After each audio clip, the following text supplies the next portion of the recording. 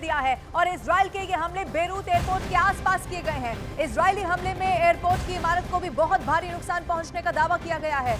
Israeli सेना ने Beirut में ताबड़तोड़ रॉकेट दाग दिए हैं। दावा यह है कि इस हमले के बाद बेरूत एयरपोर्ट के आसपास का इलाका खंडर में तब्दील हो चुका है। यानी कि जो तस्वीरें सामने आई है उन्हें देखकर अंदाजा लगाया जा सकता है कि कितनी भारी तबाही वहां पर मचाई गई है। वो तस्वीरें भी न्यूज़ 18 इंडिया पर इस वक्त हम आपको दिखा रहे हैं। जहां तक आपकी नजर जाएगी वहां तक पहले एक बड़ा धमाका होता हुआ नजर आएगा और उसके बाद ये धुआं कैसे पूरे आसमान में वहां पर छा गया। और इसी के बाद बताया गया कि बेरूत एयरपोर्ट के आसपास का जो पूरा इलाका है वो खंडर में, मलबे में तब्दील हो गया। इतना भारी नुकसान वहां पर पहुंचाया गया है। बेरूत एयरपोर्ट के पास अभी तक इजराइल का ये सबसे बड़ा हमला बताया जा रहा है, जिसकी बहुत डरा देने वाली तस्वीरें इस वक्त आप न्यूज़ 18 इंडिया पर देख रहे हैं।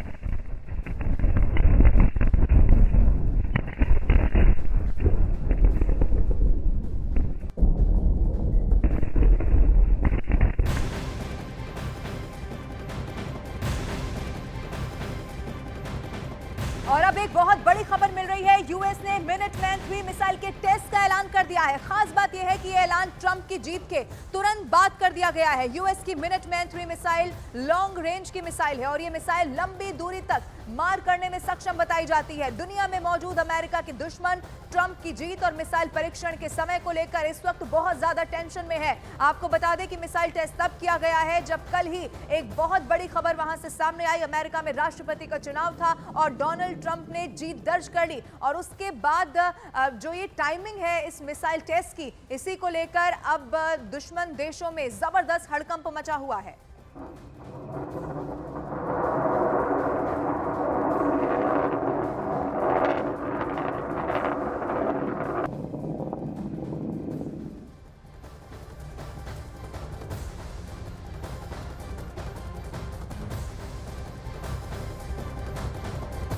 और अमेरिका में चुनाव जीतने के बाद यूक्रेन पर खतरा मंडराने लगा है, क्योंकि ट्रंप चाहते हैं कि रूस यूक्रेन युद्ध रुके और इसीलिए ट्रंप जेलेंस्की को युद्ध रोकने के लिए मजबूर कर सकते हैं। अब ऐसा इसीलिए भी क्योंकि ट्रंप को भी ये मालूम है कि पुतिन अब झुकने वाले नहीं है।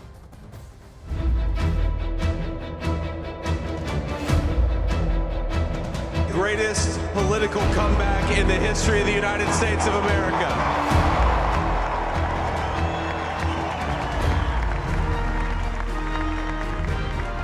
And under President Trump's leadership, we're never going to stop fighting for you, for your dreams, for the future of your children. And after the greatest political comeback in American history, we're going to lead the greatest economic comeback in American history under Donald Trump's leadership.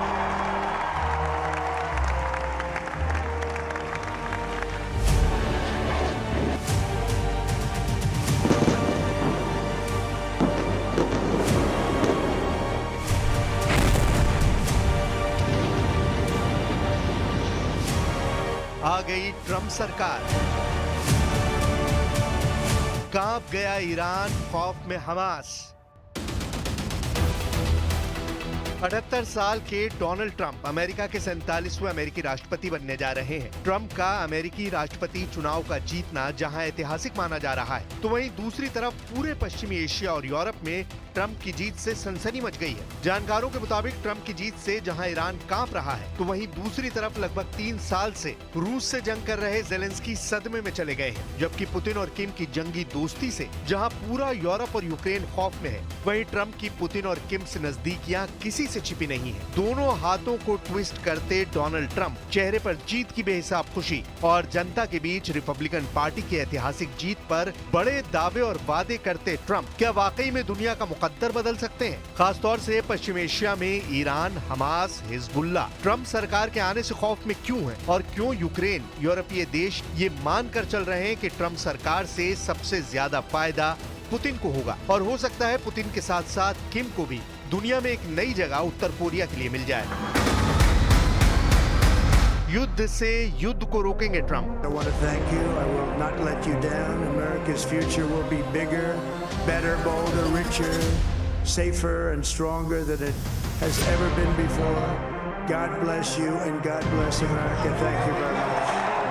हम आपको यही दिखाने जा रहे हैं कि नए साल में 20 जनवरी 2025 को जैसे ही डोनाल्ड ट्रंप अमेरिकी राष्ट्रपति की शपथ लेंगे, उसके बाद ट्रंप सरकार पश्चिमी एशिया से यूरोप तक एक नया वर्ल्ड ऑर्डर बनाने में जुट जाएगी। यानी हो सकता है कि ट्रंप के आने से युद्ध रुकने के बजाय कई मोर्चे पर शुरू हो जाए। पहले आप जीत के बाद ट्रंप का बयान सुनिए, जिसमें वो दावा कर रहे हैं कि मैं युद्ध रोकने आया हूँ।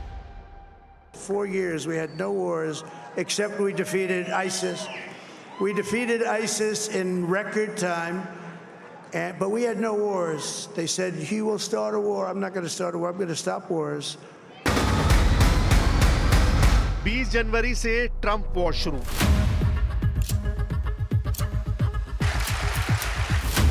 ट्रंप सरकार के सामने सबसे बड़ा चैलेंज है रूस यूक्रेन जंग को कैसे रोका जाए, जेलेंस्की को युद्ध रोकने के लिए कैसे मजबूर किया जाए, क्योंकि ट्रंप अच्छी तरह से जानते हैं पुतिन अब युद्ध से पीछे जरा भी नहीं हटेंगे। डोनाल्ड ट्रंप के सामने दूसरा चैलेंज है कि पुतिन और किम जोंग की जंगी जोड़ी को कैसे काबू किया जाए, क्योंकि किम के आने से अमेरिका के पुराने और जिगरी दोस्त दक्षिण कोरिया पर जबरदस्त खतरा पैदा हो गया है। डोनाल्ड ट्रंप के लिए तीसरा चैलेंज है कि कैसे ईरान और इजराइल जंग को रोका जाए, साथ ही ईरान के परमाणु क्षमता को कैसे काबू किया जाए या फिर तबाह किया जाए। इसके अलावा इजराइल पर फिर से ईरान की तरफ से मिल रही धमकियों और हमलों को रोका जाए, क्योंकि ट्रंप ने चुनाव के दौरान साफ कहा है कि हम ईरान को नहीं छोड़ेंगे। डोनाल्ड ट्रंप के लिए चौथा बड़ा चैलेंज ये है कि गाजा से हमास का सफाया कैसे किया जाए, बंधकों को कैसे छुड़ाया जाए, लेबनान की तरफ से हो रहे हमलों को रोकने के लिए इजराइल की कैसे मदद की जाए और साथ ही 7 मोर्चे पर जंग कर रहे इजराइल को दुश्मनों से कैसे बचाया जाए। They keep saying that Prime Minister Netanyahu wants to hit Iran. Maybe not necessarily the nuclear facilities, maybe the oil facilities or elsewhere. Would you support that if you were a president? Well, I think he's going to do what he wants to do, and I think he has to do that. And I said that many people have told me that God spared my life for a reason. Trump ने जिस confidence के साथ दावा किया है कि वो 3-4 साल से चल रही जंग को रोक देंगे, उस दावे की सच्चाई पर कई विशेषज्ञों का साफ कहना है कि ट्रंप किसी भी कीमत पर पुतिन के रूस से सीधी जंग को तैयार नहीं होंगे। पुतिन और ट्रंप के बीच जबरदस्त बॉन्डिंग है। वहीं अगर इजराइल के पीएम नेतन्याहू को लेकर ट्रंप की नीति पर बात करें तो चुनाव के दौरान ट्रंप और नेतन्याहू की नजदीकियां दुनिया के सामने आ चुकी हैं।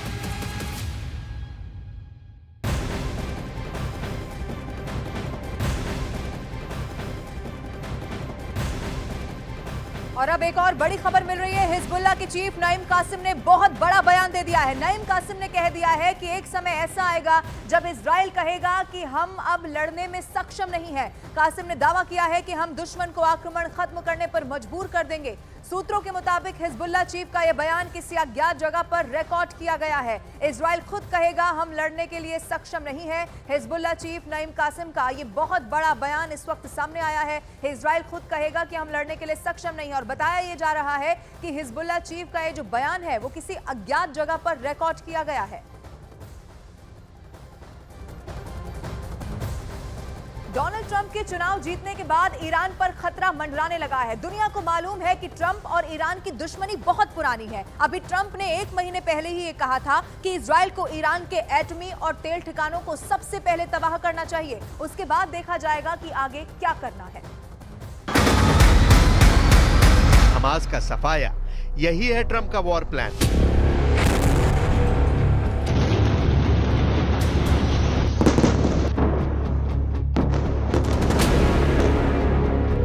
ट्रंप ने साफ तौर पर कहा है कि 7 अक्टूबर 2023 को इजराइल पर हुआ हमला इजराइल के खिलाफ युद्ध है और इजराइल को पूरा हक है कि वो उसका बदला ले। जरा देखिए, राष्ट्रपति बनने से पहले ट्रंप ने साफ तौर पर कहा था कि गजा युद्ध तभी खत्म होगा जब हमास का सफाया होगा। ट्रंप ने हमास को धमकी देते हुए कहा था कि मेरे राष्ट्रपति बनने से पहले हमास बंधकों को रिहा कर दे, वरना ऑफिस ज्वाइन करने के बाद मैं हमास का सफाया कर दूंगा। ट्रंप ने साफ कहा था कि अगर मैं राष्ट्रपति होता तो इजराइल पर हमला करने की हिम्मत हमास नहीं कर पाता। बाइडेन सरकार की वजह से ही इजराइल पर 7 अक्टूबर जैसा बड़ा हमला हुआ है। And the war caused by the attack on Israel, which would have never happened if I was president, and the entire world, I tell you this, we want our hostages back, and they better be back before I assume office, or you will be paying a very big price.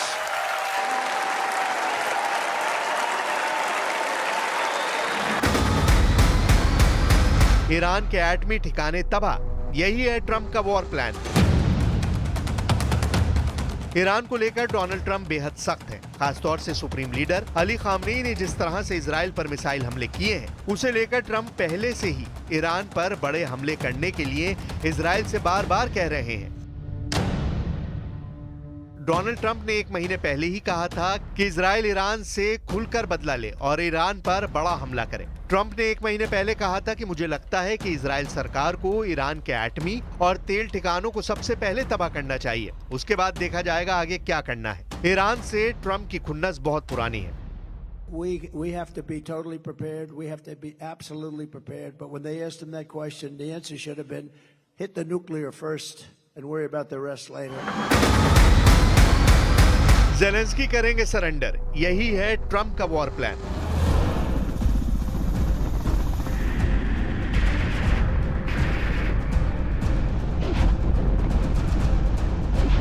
अगर हम लगभग 3 साल से चल रही रूस Ukraine जंग पर बात करें, तो यहाँ भी ट्रंप के वॉर प्लान से सबसे ज्यादा यूक्रेन को सकता है। पुतिन और ट्रंप एक दूसरे के बेहद करीबी माने जाते हैं। ट्रंप शुरू से ही कह रहे हैं कि अगर मैं राष्ट्रपति होता तो यूक्रेन जंग अब तक रुक चुकी होती। ट्रंप ज़ेलेंस्की के सामने मीडिया से कह चुके हैं कि पुतिन हमारे अच्छे दोस्त हैं और ज़ेलेंस्की भी मेरे अच्छे मित्र हैं। ट्रंप का इशारा साफ है कि पुतिन यूक्रेन का भविष्य तय करेंगे। रूस अब तक यूक्रेन के 5वें हिस्से पर कब्जा कर चुका है। अब ऐसे हालात में ट्रंप जंग तभी पुतिन के जरिए रुकवा सकते हैं जब यूक्रेन बिना शर्त जंग को रोके और ज़ेलेंस्की सरेंडर करे।